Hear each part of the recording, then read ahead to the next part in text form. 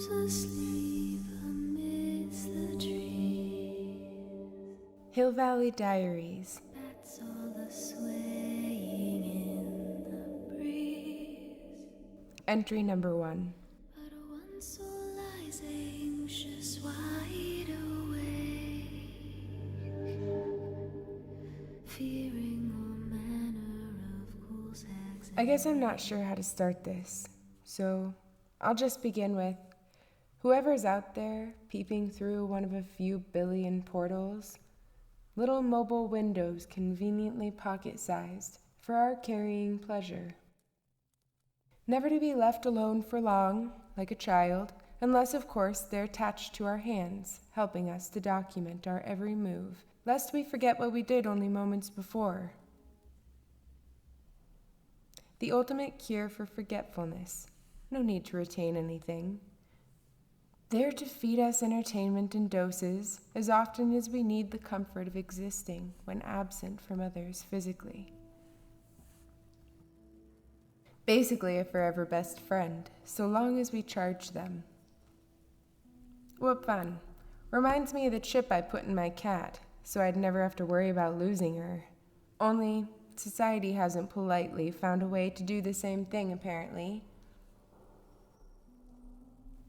And apparently mobile units offering endless access to entertainment, synthetic connections, and all sorts of information, ranging from harmful to useless to useful, depending on your preferred areas of research.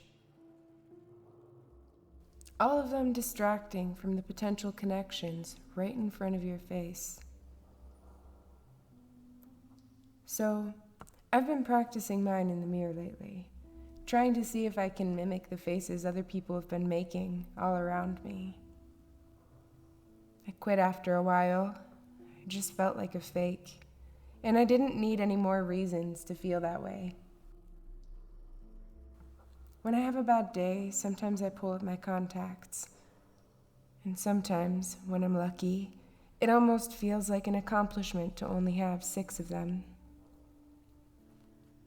After my hometown of Hill Valley went down in flames, the only people who'd been left were my protectors, the men in black and the priests who'd come to fetch me from the eye of the storm raging around me. Soldiers and religious men sounded a little bit ironic to me, especially when I think back on it. At the time, I guess I hadn't thought much of it, which is probably why it's all kind of hazy. I wouldn't have said anything for probably another 10 years, gone on trying to forget. Except, I know there are at least 13 of us who made it out of that place alive. And if I'm right, and Hill Valley hadn't been the only infected pocket, there are more of us than I first imagined. To hell with this loneliness. So I'm making the first move. About this time of year, a decade ago, around the time you start seeing a carved pumpkin in every window, when there's pumpkin-flavored something no matter where you go, you can't get away from the smell of it. That's right, my little goblins, it was Halloween time.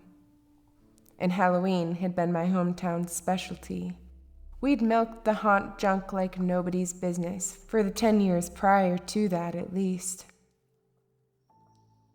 We turned the entire place into one big, haunted house. Little tricks and traps placed over all the main streets. Some of the inhabitants and full-timers would even open their homes, allowing them to be exhibits of horror themselves. The street lamps were changed from warm glows to oranges and yellows, black lights even. It was pretty thrilling, fake webs on every tree you could see. We were quite the spectacle. In those last few years, we'd even gotten national attention.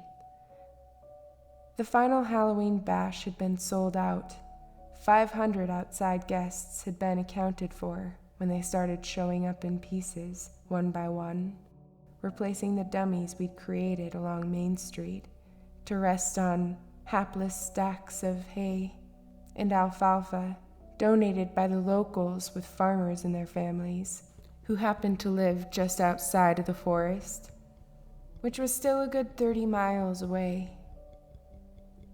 We were pretty secluded. Anyway, it had all happened at the peak of our busy season, and those last 3 days had turned into a real Armageddon, a purge before that series had even existed. That first film had made me sick, sitting there in the theater. For the first half, I kept hearing things I could have sworn I remembered. I'd seen characters that looked eerily like us few survivors, except they were doing pretty much the opposite. I brushed it off at first, reminding myself it was only a movie as the hair lifted off my neck. It wasn't until 20 minutes from the end, when I'd heard the final thing I'd said to my mother, it sent me through the roof. I jumped out of the theater seat so fast, I didn't stay to watch the woman running at her child as she stumbled horrified backward. That one word had said a million things for me. I watched a woman I'd known my whole life, and known to be nothing but gentle, covered in the remains of those she'd exacted her revenge on. And in the 7 seconds it had taken her to rush to my side and stop, it felt like an eternity. I listened to the sound of a tenderizer finding its mark with violent repetition until the screaming behind me went silent through the theater door.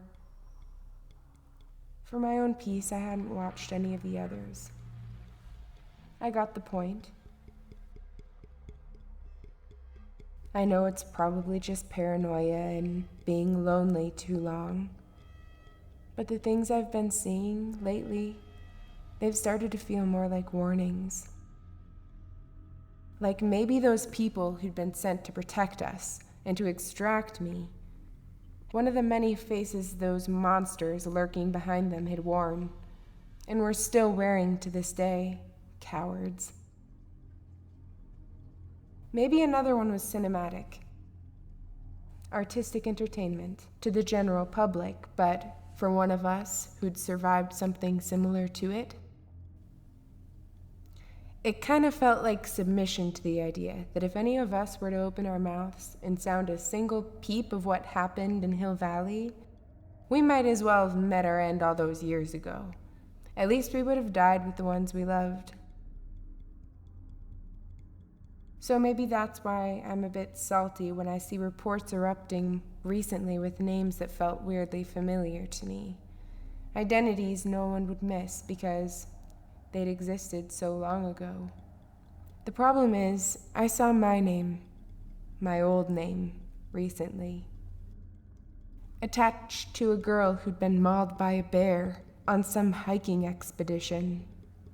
It sounded like something Haley would have done. At least they let her go out with a bang. Didn't turn her into some old woman who'd had a heart attack and died in her own chair. That's what they'd done to Nancy Wilkinson. I'd known her for sure.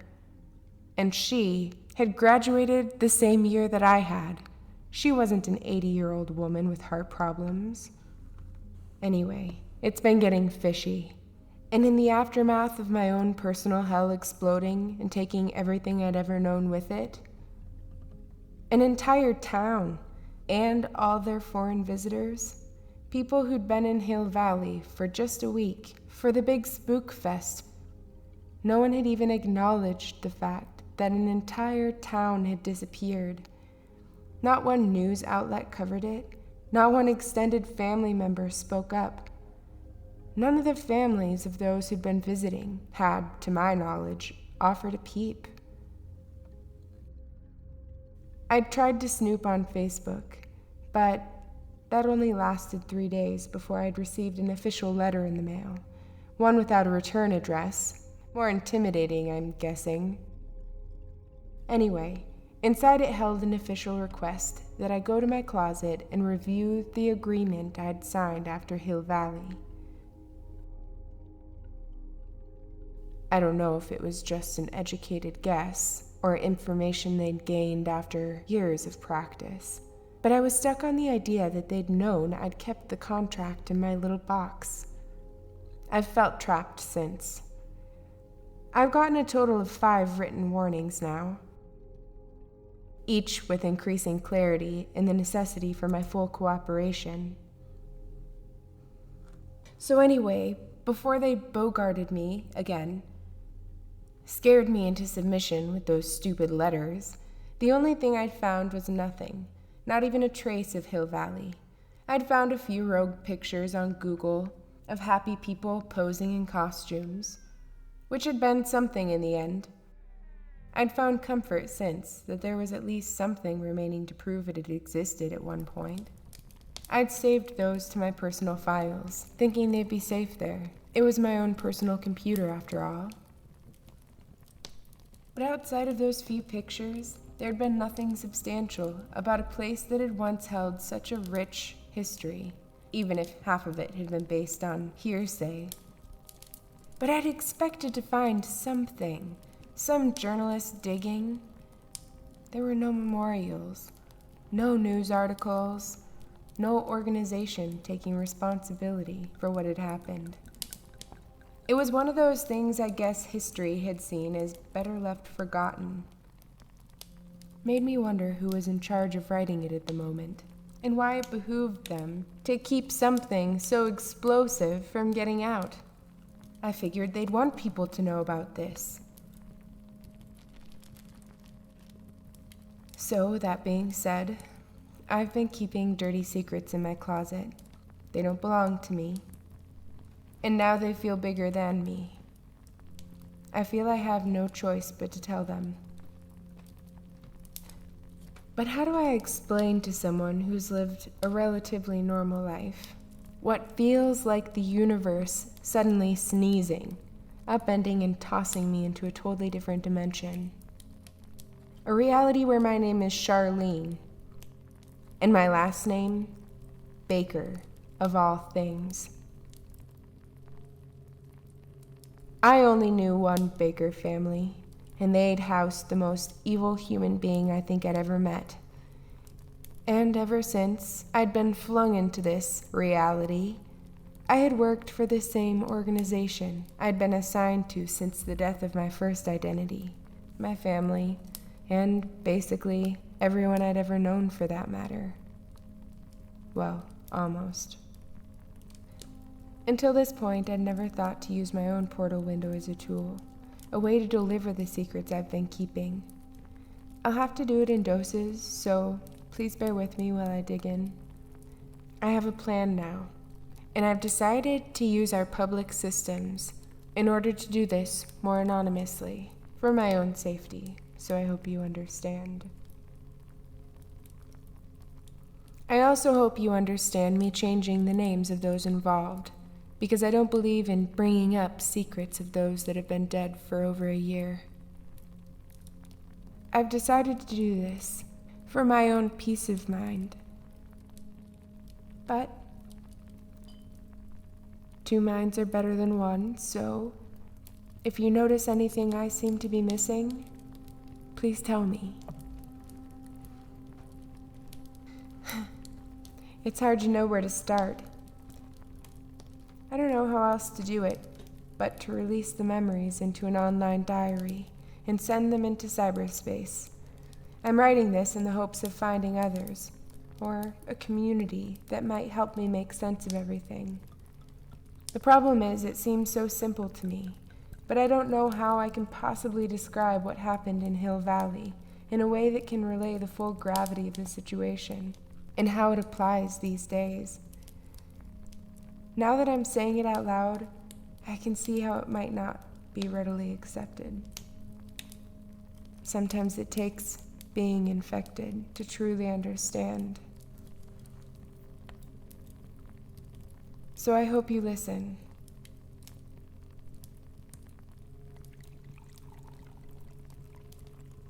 I know I'm reaching.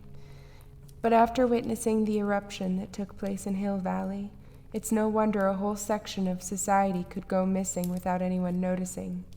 Because of what I've witnessed on a small scale, I can't help but see the similarities between the explosive situations constantly popping up in the headlines these days.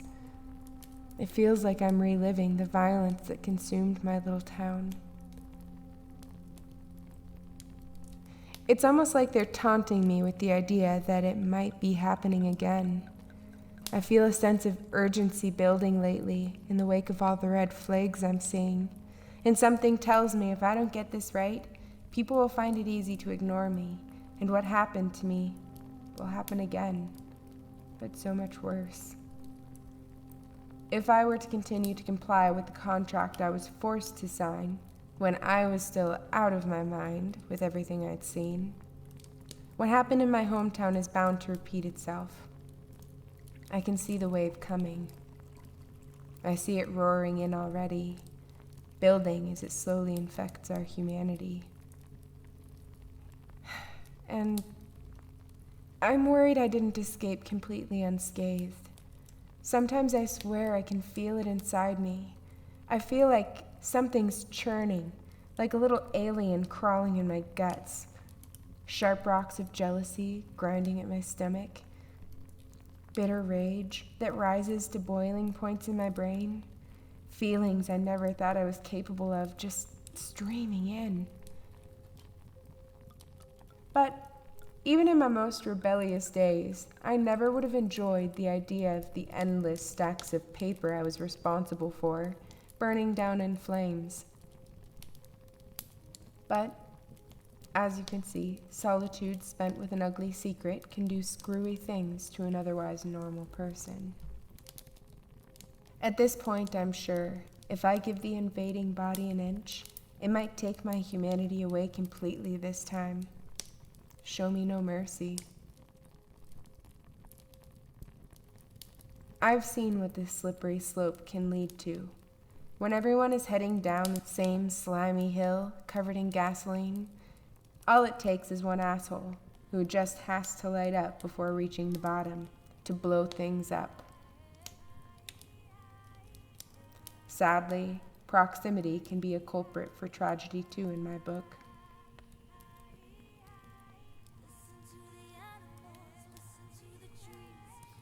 Welcome to Hill Valley. I'll write again as soon as I can.